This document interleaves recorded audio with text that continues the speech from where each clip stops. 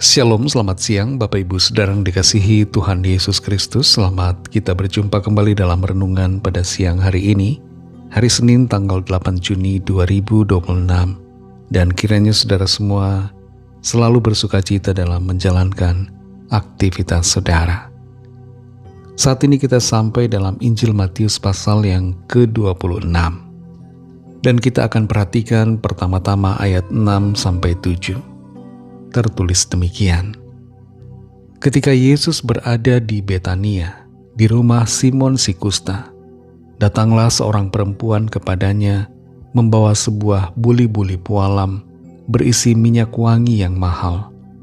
Minyak itu dicurahkannya ke atas kepala Yesus yang sedang duduk makan. Saudara yang dikasihi Tuhan, dalam pasal ini ada dua peristiwa yang sangat menarik dan bertolak belakang.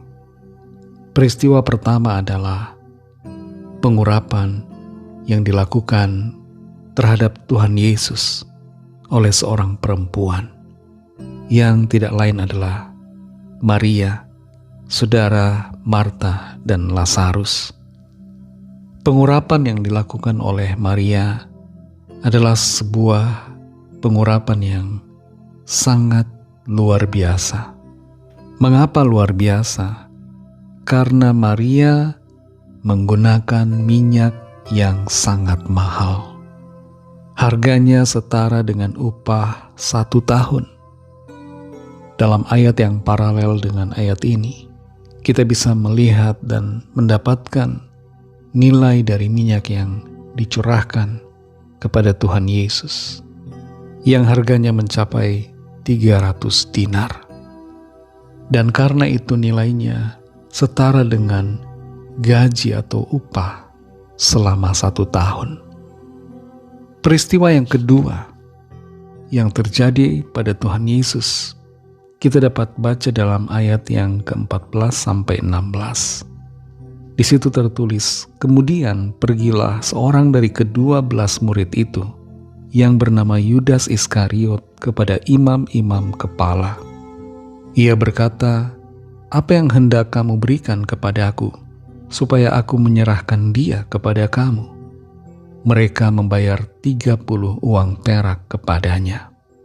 Dan mulai saat itu, ia mencari kesempatan yang baik untuk menyerahkan Yesus. Apa yang menjadi peristiwa yang kedua adalah pengkhianatan dari muridnya sendiri. Berbeda apa yang terjadi.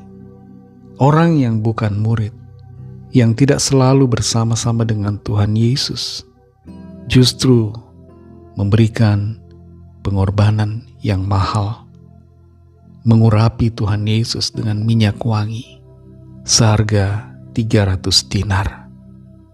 Tapi sebaliknya murid Tuhan Yesus, yaitu Yudas Iskariot, yang selalu bersama-sama dengan Tuhan Yesus selama 3,5 tahun pelayanannya, bahkan bersama-sama melayani, justru mengkhianati Tuhan Yesus dengan nilai uang yang jauh lebih murah dibandingkan dengan minyak wangi yang dipakai untuk mengurapi. Kalau dihitung, nilai uang yang didapatkan oleh Yudas Iskariot adalah 30 keping perak, yang setara dengan 120 dinar, yaitu upah selama 4 bulan. Nilai yang ia dapatkan tidak lebih besar dari nilai yang dikorbankan oleh seorang wanita yang mengurapi Tuhan. Kita perhatikan di sini, saudara, bahwa orang yang mengasihi Tuhan Yesus tidak akan merasa rugi untuk berkorban bagi Tuhan, sekalipun dengan nilai yang sangat mahal. Sebaliknya, orang yang tidak sungguh-sungguh mengasihi Tuhan Yesus merasa rugi untuk berkorban bagi Tuhan, sekalipun dengan nilai yang sangat murah. Maka tidak heran ia menjual Tuhan Yesus dengan harga yang murah.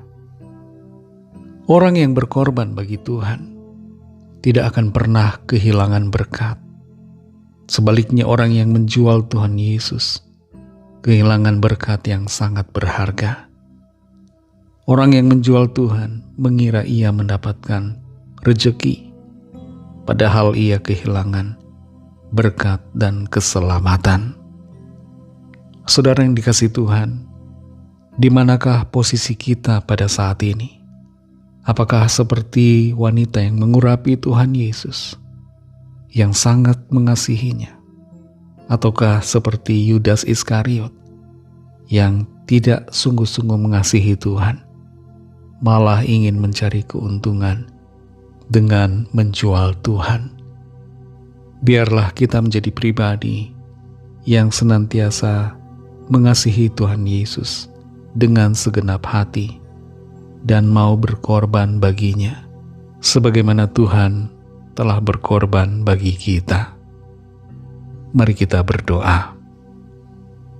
Terima kasih Tuhan Yesus, kami mengucap syukur untuk segala berkat kemurahan-Mu. Tuhan sudah menolong kami, menyertai kami, dan Tuhan sudah menolong kami untuk mengerti akan firman Tuhan, melihat bagaimana pengurapan yang dilakukan oleh seorang wanita terhadap Engkau, dan juga sebaliknya sebuah pengkhianatan yang dilakukan oleh Yudas Iskariot. Ajar kami Tuhan untuk memiliki hati yang sungguh mengasihi Engkau dan rela berkorban bagi-Mu, tidak hitung-hitungan, tidak mencari keuntungan, tapi sungguh-sungguh dengan tulus mengasihi Engkau sepanjang hidup kami. Terima kasih untuk firman-Mu. Berbicaralah terus Roh Kudus, agar kami lebih lagi mengerti akan kebenaran-Mu. Dalam nama Tuhan Yesus kami berdoa. Haleluya. Amin. Puji Tuhan, saudara yang dikasihi Tuhan. Tuhan Yesus memberkati saudara semua. Selamat melanjutkan aktivitas saudara. Sampai jumpa dalam renungan yang berikutnya. Haleluya.